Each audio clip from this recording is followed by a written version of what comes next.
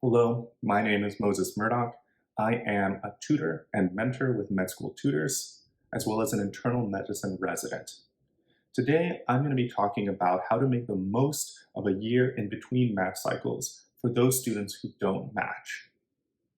We will be discussing the 4 processes of a successful gap year, and that includes the process of self-reflection, the process of eliciting feedback, the process of strengthening your application and addressing any deficiencies that you might have identified, as well as the process of preparing for your next application cycle.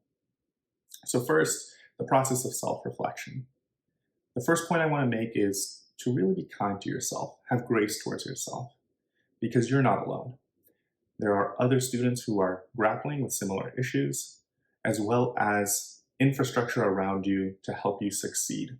My hope is that you have family, friends, partners, as well as the med school infrastructure to really help you make this year a stepping stone towards your ultimate career destination. It's really important to have critical self-reflection. And what does that look like? Think about your preclinical years, your clinical experiences.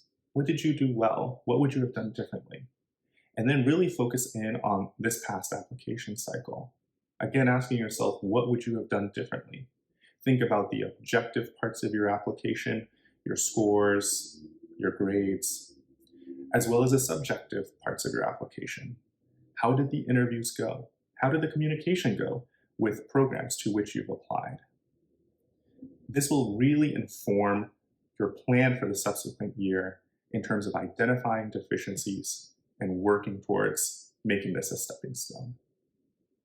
But the reflection shouldn't really stop there. You should elicit feedback as the second process. And that feedback comes from a variety of sources. You can talk to med school mentors, clinical mentors and non-clinical mentors, as well as the leadership with your school, such as the dean of students, the clerkship director, the sub-I director. You can also talk to your letter writers.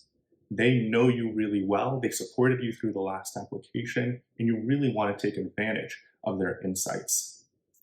Think about reaching out to the program director of your home program if your med school does have a home program. Again, they're in the job of picking residents. They see a lot of applications, and their insights could be extremely beneficial to you as you think about your next steps. Some students have access to program directors of other programs. While not everyone has this opportunity, and sometimes making these connections can be difficult, if you do have that opportunity, take it. Talking to as many people as possible can only be in your favor. And lastly, there are groups and companies like med school tutors who have individuals working for them who are highly experienced in talking students through and advising them through application cycles. And we're here for you. So please reach out if you have any questions or would like to talk further with someone one-on-one. So you've had a lot of self-reflection, you've elicited feedback from the various stakeholders in your application and people important to you. The next part is deciding how you're going to strengthen your application, informed by that process of self-reflection and eliciting feedback. I'll just mention a couple of the different options for gap years in terms of popular routes that some students take. You could, of course, pursue a year of research. You want that research to be relevant to the specialty or specialties you will be applying to, and you want to make sure that you have a good mentor and a good project. A good mentor is key because you want to be on the same page as them about your timeline and your overall goals. You want them to be an ally with you in this gap year. In addition, the right project is key. At the end of the day, you want to show on your application that you've spent the year productively. So think about a project that is likely to give you a product that you can show, whether that product is a poster, whether that product is a paper, co-author or author position, or giving a talk at a scientific meeting. Maybe working on a basic science project that is just getting off the ground is not the best idea, but a project where you'll be well supported, working with a group, have some opportunity for autonomy, as well as higher likelihood of having something to show for your efforts, sounds like a better option. Outside of research, some folks pursue additional degrees, masters in public health or in public policy, business degrees, or a variety of other research or ancillary degrees. Things to keep in mind with these options are, does this make sense given your overall financial health? You don't want to put yourself in a lot of indebtedness unnecessarily. And lastly, will these other degrees fit into a larger cohesive narrative about who you are and where you're going? A narrative that is easy for program directors to understand. Of course, part of strengthening your application and using the gap year in as high yield a manner as possible involves keeping those clinical skills up. So how could you do that? Talk to your med school. You could potentially continue to take electives if you decide not to graduate, or other courses of a clinical nature. Other opportunities include clinical volunteering, non-direct clinical work such as working with an EMR, or some states have assistant physician roles that you might be eligible for. This is really important as program directors want you to know that when you show up, you're able to contribute in the clinical arena. So you've spent the year really strengthening your application. Now you want to really prepare for the next cycle.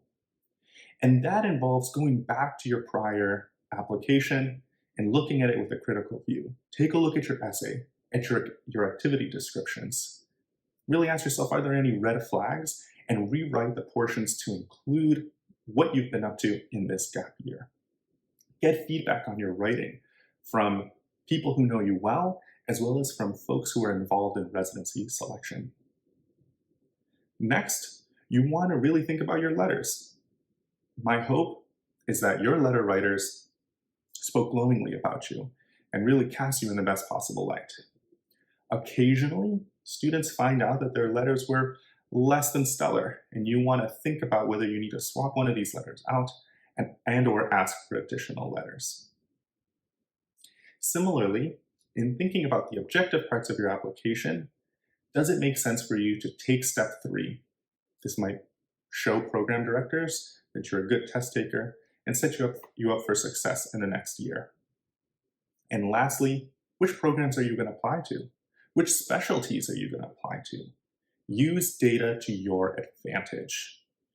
You want to compare yourself to the typical applicant in your specialty, in your region, and being as data-driven as possible, applying broadly to give you the best chance of success. And it's also really important to think about the subjective part of your application. So consider practicing interview skills in an observed setting with feedback to really put your best foot forward. And lastly, I should just mention that my whole conversation has been predicated on the assumption that you will be applying in the subsequent cycle for a residency program of some type. Keep in mind that folks who graduate with an MD degree sometimes take non-traditional paths, which include working for pharmaceutical companies, working in consulting, or a variety of other things and in a variety of other fields that value those with the MD or DO degree. So with all of that being said, remember the 4 processes: the process of self-reflection, the process of eliciting feedback, the process of strengthening your application, either for residency or for another job opportunity, really addressing those deficiencies, as well as the process of preparing for the next cycle or the next step in your career path. I really wish you all the best in your future endeavors. We're rooting for you, and remember that MST is here to talk through any testing or advising questions that you might have. Best of luck, everyone.